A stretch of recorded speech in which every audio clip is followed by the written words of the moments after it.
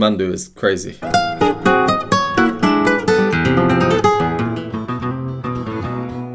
Yes, so Hairless here. We are back with another YAMANDU COSTA reaction. This one was recommended to me. It is CHORO LOCO. I'll start off by saying thank you for all the comments on my last video. Please do go check that out if you haven't seen that reaction already. It will be linked in the description below or in the card up here. That was my first time hearing YAMANDU and it was samba pro rafa. There were many comments teaching me about Brazilian musical culture and a lot of references to choro music of Brazil. I wasn't aware of choro music, at least not by name. I looked into choro music just to become a bit better acquainted with it, and there's a great quote describing it, which goes like this: Choro is classical music played with bare feet and calluses on the hands. Interpret that how you will, but I think the quote is saying that choro music has a certain level of sophistication and complexity, but it's also raw, from the soul, passionate, from the heart of Brazilian culture. I don't know much about this music, but that's why I'm here to discover more. I absolutely loved Yamandu's Samba Pro Rafa. I thought it was truly phenomenal. It really physically affected me. My eyes were watering, as you can see if you watch that video. So I'm extremely excited to hear this. I understand that choro also means cry and loco means crazy. So I'm expecting, or at least hoping for, a performance full of emotion. Let's get straight into it.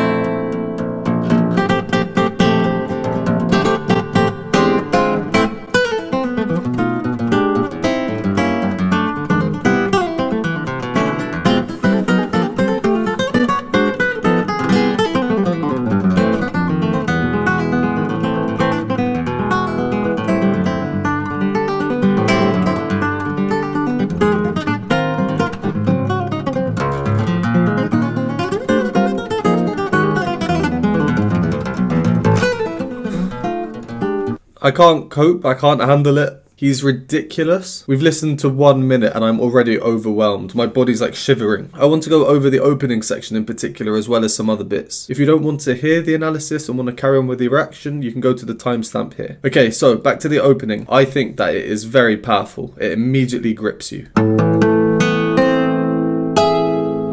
He plays and immediately your attention is there. You are focused on him and his music. Immediately, just from that, I know I'm in for a treat. I know that this performance is probably going to hit me right here. This opening arpeggio outlines the chord of A minor.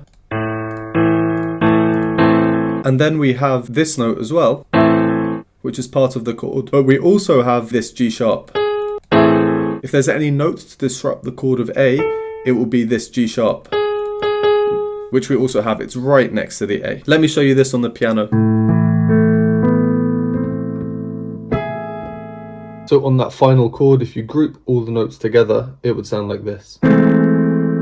Or... Also, he's muting the first few notes by placing his finger on the string as it's played.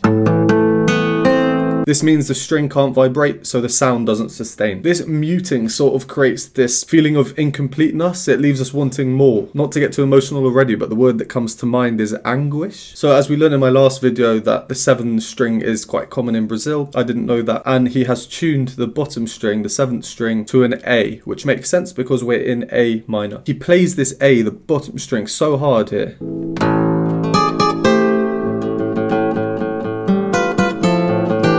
With these softer chords on top, it's a contrast of two temperaments. But those quieter chords still sound a bit unresolved. And Yamandu never lets us forget that we're in A minor here. He keeps repeating that note that you'll see regardless of what is happening in the music elsewhere. Cue Sir Hairless from the future again to show you what they are on the piano. So the A's that he's repeating is here.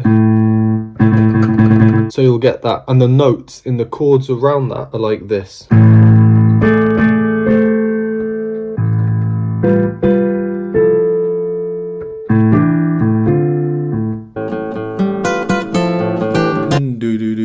And then we get this part, which I found quite interesting. We have the melody in fourths, which just means that it's two notes that are being played 4 notes away from each other and moving like that. It's a bit of a strange interval. You don't hear it too much. It's ingrained in the roots of Western music, in the origins. Music from 800 years ago used it. So maybe that's why it seems a bit unsettling when we hear it, at least to me. Then here we get a nice scale downwards to kind of break away from all this. But the last 3 notes Yamandu plays are in chromatic fashion, which means it's falling note by note. We have this. To end in B flat major. So this is 1 step above A, which we started in, which he outlined with that first chord. And the A is that note that he'd been consistently playing before. You know, this throws us off. It's not really what we're expecting, is it? It's good. He's keeping us on our toes. And then shortly afterwards, from a harmony perspective, things start to get a bit crazy. They're complex, non-standard, unexpected, just a bit crazy. And amidst all this, he's still making sure to get those chromatic runs in there, which I noticed was a very defining feature of Samba Pro Ruffa. You hear this, and these virtuosic runs in between all these crazy chords. It's nuts. But that run does lead into a nice moment of musical expectedness. Like, we know what's happening next based on the harmony. It's very clear. It's an arpeggio outlining the chord of E major. Then we continue to do quite standard chord changes.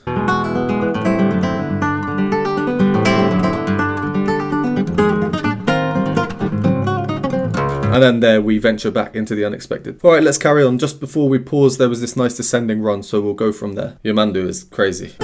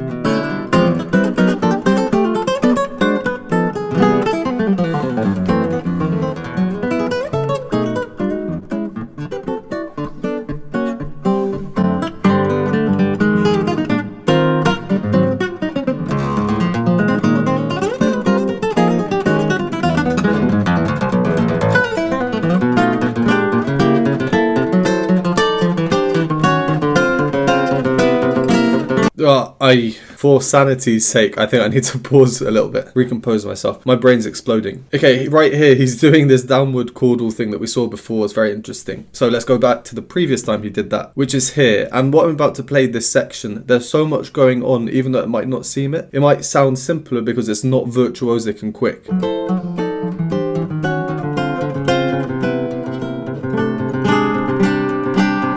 Alright, I'm going to need to try and break this down. We have several things. So firstly, we have a chromatic descending bass line. The bass is sliding down step by step, fret by fret. But there's more to it. The bass is also repeating each note before it then moves, which means that it's changing before the chords above it change.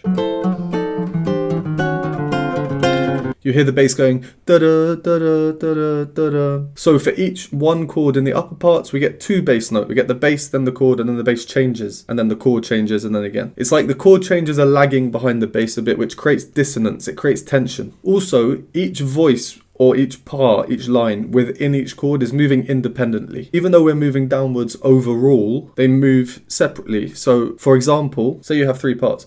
When the top part moves down, the middle part might stay. And the bass might move down. And then when the middle part moves down, then the top part stays where it was.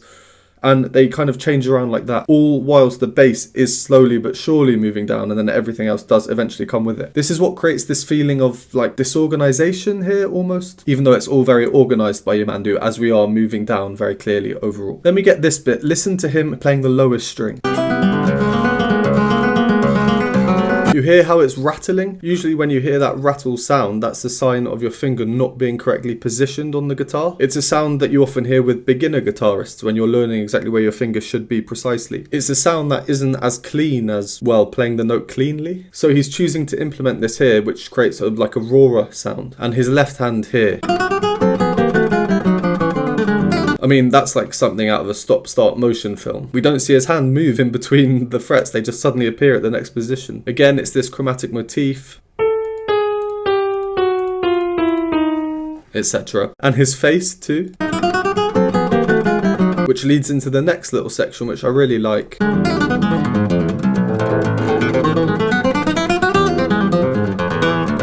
This is almost like the complete opposite to the chromaticism we see so much. Here he's covering the whole range of the guitar in an arpeggio motion, which means that you don't play notes that are next to each other. You can skip ahead to get a much wider sound. But of course we do still get some chromatic bits here. Let's watch in slow-mo. Then a bit further on we get this bit. Listen to how agitated it sounds.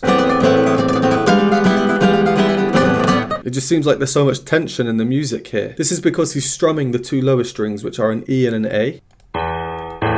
But the notes that he's playing on the top are F, D and B.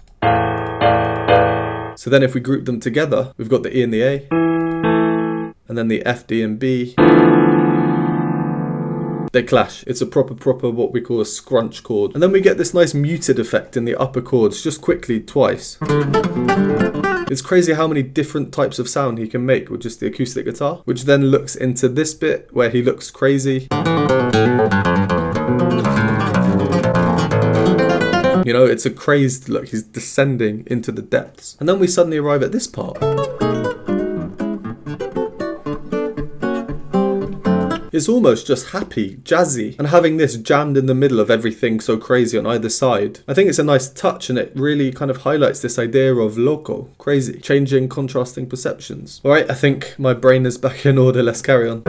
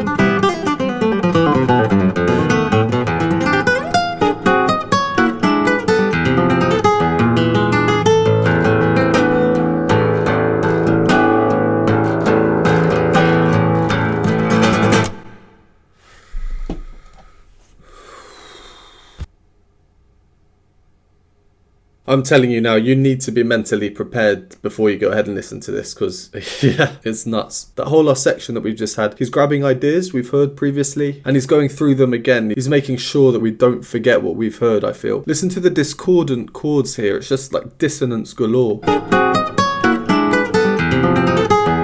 And again, his face during it.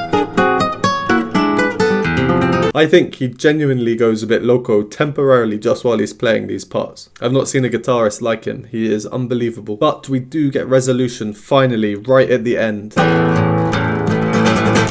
He ends on a nice A minor chord as we started, but with a suspension going from the B to the A, so that sounds like this. So there's your A minor chord. He has the B in there, creating tension, and then it resolves down to the A to finish in the most basic A minor chord. Yeah, this one, CHORO LOCO, it's very different to Samba Pro Raffa. This one is absolutely crazy. It almost feels a bit unhinged musically, and no doubt that's what it is supposed to do. It's supposed to be tense and create these weird feelings inside you. And it's obviously technically crazy. Virtuosic runs, rapid notes, his fingers going mad. But it really is powerfully, emotionally, I think. It's raw. I get this sense of raw emotion that he's channeling into the music. Yeah, I don't need to say anything else. Yeah, YAMANDU COSTA, it blows my mind. Let me know what else by Yamandu you'd like me to react to. As always, thank you very much for watching. Would appreciate a like, subscribe. If you want to support me and join this Hairless community, you can do so by joining the Patreon or YouTube memberships, links in the description below, and I will see you next time.